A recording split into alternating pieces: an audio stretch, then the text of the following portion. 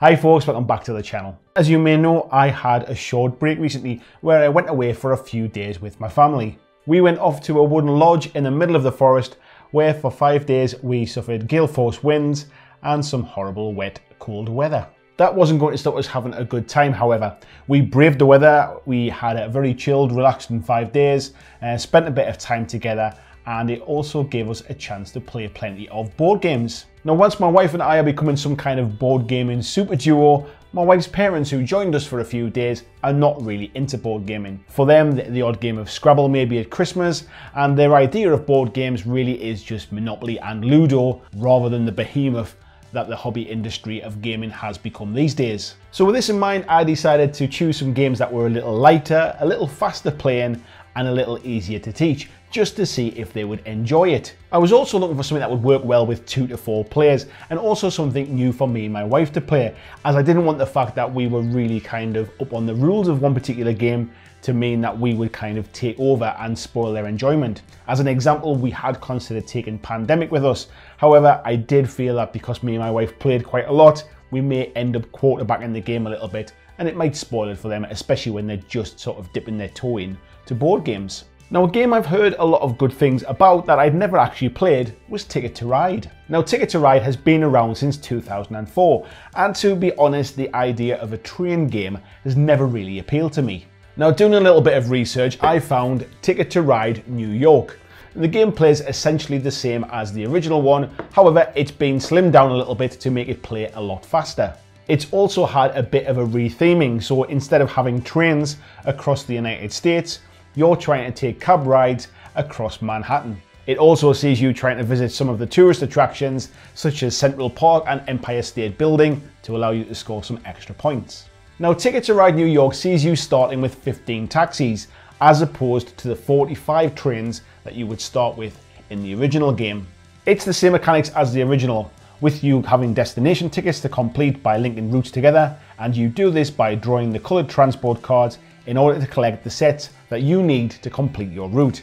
Players take it in turns to either claim a route, to choose 2 coloured transport cards, or pick up destination tickets, and play continues until someone has 2 or less taxis left, and then everyone takes one last turn. You then add up your scores of how many taxis you have in your routes, how many destination tickets you've completed, with negative points for any that you haven't managed to do, and then points for how many tourist attractions that you've visited. Unlike the original, all scoring is done at the end of the game, and they've even included a scoring sheet and a pencil to help you record those scores. The game is very quick to set up, and it plays in about 15 minutes with 4 players. Now, this was the reason I picked up Ticket to Ride New York over the original game. It meant we could very quickly teach the rules with a bit of a dummy game with all of the cards face up, and then reset and play again, and as it turned out, again and again and again. Now, my wife's parents, who are approaching their 70s now, absolutely loved the game.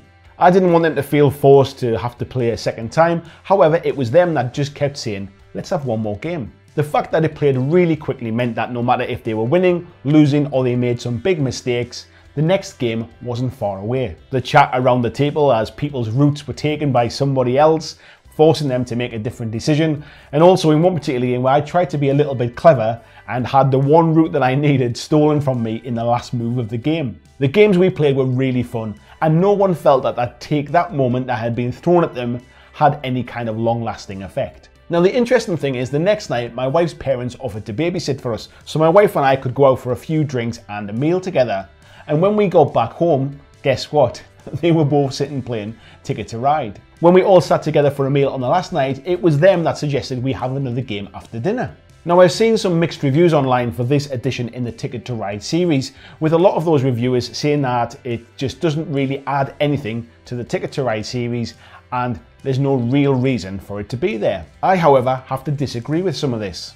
What Ticket to Ride New York brings to the table is an easy to play, fast-paced version that loses none of the strategic elements of the original. It's the perfect game if you just want to fill a gap in the evening with a couple of quick games. It's also perfect as an introduction to the Ticket to Ride series if you've never played before, but is also a fantastic introduction to board gaming in general. Much like I said in this video that Pandemic Legacy might have changed my life, I think Ticket to Ride New York might have just opened up a whole new world of board gaming for my wife's parents. Tabletop gaming is an ever-changing landscape, and platforms like Kickstarter allow games with huge production values to see the tabletop when in the past it would have just been too risky to fund them. There are now games for every theme and games for every gamer. However, easy to play entry point games like Ticket to Ride New York should never be overlooked. And maybe this could be the game that gets your family into a whole new world of board gaming. I'd love to know what you think down in the comments. Is Ticket to Ride one of your all-time favourites? Did the train theme put you off? Which games would you suggest are excellent entry points for new gamers? Thanks for watching, and I'll see you in the next video.